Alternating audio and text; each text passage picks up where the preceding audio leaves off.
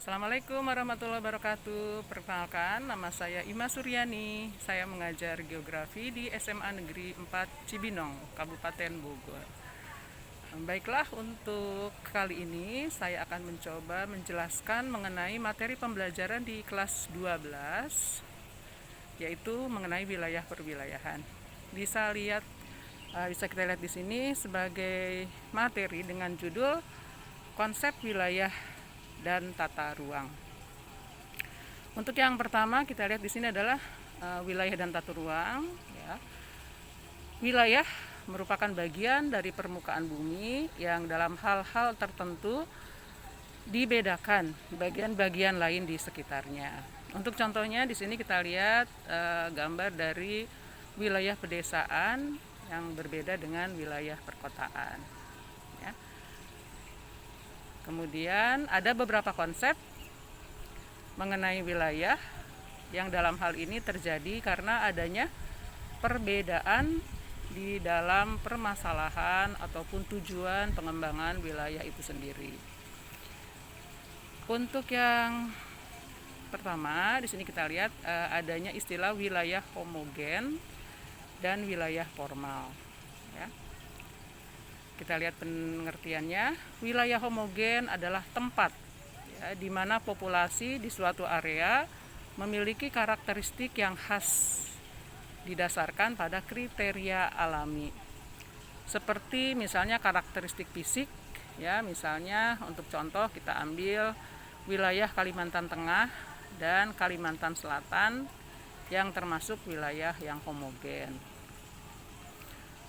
Untuk yang B itu adalah wilayah fungsional. Nah, untuk pengertian wilayah fungsional itu sendiri adalah wilayah yang menekankan keterkaitan antar komponen atau lokasi yang ditandai oleh beberapa aktivitas ekonomi. Misalnya, daerah metropolitan yang terdiri dari kota besar di Jabodetabek atau Jakarta, Bogor, Depok, Tangerang, dan Bekasi. Untuk C, wilayah vernakuler atau wilayah perseptual. Wilayah vernakuler di sini adalah wilayah yang memiliki identitas karena persepsi orang tentang wilayah tersebut. Nah, misalnya untuk kota Bogor misalnya diberi istilah kota hujan. Kemudian untuk Pekalongan diberi istilah kota batik. Banda Aceh disebut juga sebagai kota Serambi Mekah. Perwilayahan atau regionalisasi merupakan upaya untuk membagi-bagi permukaan bumi menjadi unit-unit teritorial ya, di dalam lingkup dan tujuan tertentu. Salah satu contoh regionalisasi kawasan di dunia adalah kawasan ASEAN yang terdiri dari negara-negara di Asia Tenggara. Ini ya contoh petanya. Nah, kemudian materi berikutnya adalah tata ruang. Nah, pengertian dari tata ruang sendiri adalah wujud, struktur, ruang, dan pola ruang. Kita lihat di sini pengertiannya itu sendiri.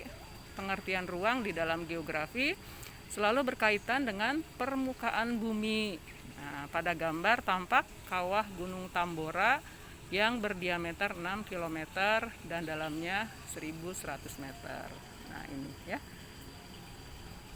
Kemudian kita lihat lagi yang B, yang berikutnya adalah perkembangan dan pertumbuhan wilayah. Untuk yang bagian A adalah makna pembangunan wilayah. Nah, di sini makna pembangunan itu sendiri memiliki arti sebuah proses, cara, atau pembuatan yang berkaitan dengan perubahan. Ya. Nah, kemudian kita lihat lagi di sini pembangunan nasional ya, adalah upaya yang dilaksanakan oleh semua komponen bangsa ya dalam rangka mencapai tujuan bersama. Kemudian kita lihat untuk yang bagian B-nya adalah teori lokasi sebagai dasar perlunya pembangunan wilayah. Salah satu teori yang mendasari perlunya pembangunan berbasis wilayah adalah teori lokasi.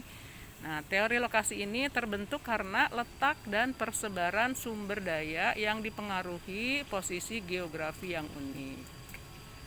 Nah, kemudian kita lihat yang bagian C di sini adalah konsep-konsep pembangunan wilayah. Yang pertama, konsep pembangunan wilayah berbasis karakter sumber daya, ya. Kemudian yang kedua adalah konsep pengembangan wilayah berbasis penataan ruang. Yang ketiga, konsep pembangunan wilayah terpadu yang menekankan kerjasama antar sektor untuk meningkatkan kesejahteraan masyarakat. Kemudian yang keempat, konsep pengembangan wilayah berdasarkan klaster atau gugus. Baiklah, selanjutnya ya, yang akan saya bahas adalah bagian D-nya, yaitu faktor penentu pembangunan wilayah. Nah, seperti kita ketahui ya, ada beberapa faktor yang menentukan ya pembangunan wilayah. Mulai dari yang pertama adanya faktor topografi atau ketinggian tempat. Kemudian yang kedua adanya faktor klimatologi atau iklim. Yang ketiga adanya faktor hidrografi. Yang keempat adanya faktor sumber daya hayati ya, atau makhluk hidupnya. Kemudian yang kelima adalah faktor demografi atau sumber daya manusia ya. Kemudian kita lihat lagi untuk bagian E adalah aspek utama pembangunan wilayah. Bisa kita lihat di sini aspeknya ada. Yang pertama terdapat pada fakta bahwa faktor-faktor produksi bersifat lokasional. Kemudian yang kedua, setiap kegiatan usaha cenderung melakukan pemusatan kegiatan ekonomi secara spasial di lokasi tertentu. Kemudian yang ketiga, menjadi alat untuk mensosialisasikan dan mengembangkan tingkat kesadaran berbagi atau berbagai pihak ya tentang perlunya menjaga kelestarian lingkungan. Nah, itulah yang menjadi aspek utama pembangunan wilayah. Sedangkan yang di bagian F yang akan saya bahas adalah pentingnya daya dukung wilayah untuk perencanaan pembangunan wilayah. Yang pertama adanya daya dukung lahan pertanian. Ya, daya dukung lahan pertanian ini menunjukkan kemampuan lahan untuk menghasilkan tanaman pangan agar manusia dapat hidup layak. Ya. Kemudian daya dukung yang kedua adalah daya dukung pemukiman, ya, atau lahan pemukiman. Di sini kita lihat dari lingkungan hidup di luar kawasan lindung, baik yang berupa kawasan perkotaan maupun pedesaan yang berfungsi sebagai tempat tinggal. Ya. Sedangkan daya dukung ketiga adalah daya dukung fungsi lindung ya, yang merupakan kemampuan suatu wilayah dengan berbagai aktivitas penggunaan lahan di wilayah tersebut untuk menjaga keseimbangan ekosistem pada suatu wilayah.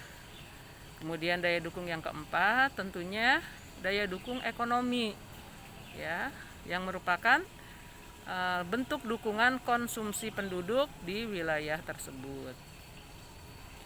Sedangkan yang kelima adalah daya dukung ekologi ya, atau lingkungan yang merupakan tingkat maksimum baik jumlah maupun volume pemanfaatan suatu sumber daya atau ekosistem yang dapat diakomodasi oleh suatu wilayah sebelum terjadi penurunan kualitas ekologis. Itulah materi yang bisa saya sampaikan mengenai wilayah dan perwilayahan untuk kali ini. Terima kasih atas perhatiannya. Wabillahi taufiq wal hidayah. Wassalamualaikum warahmatullahi wabarakatuh.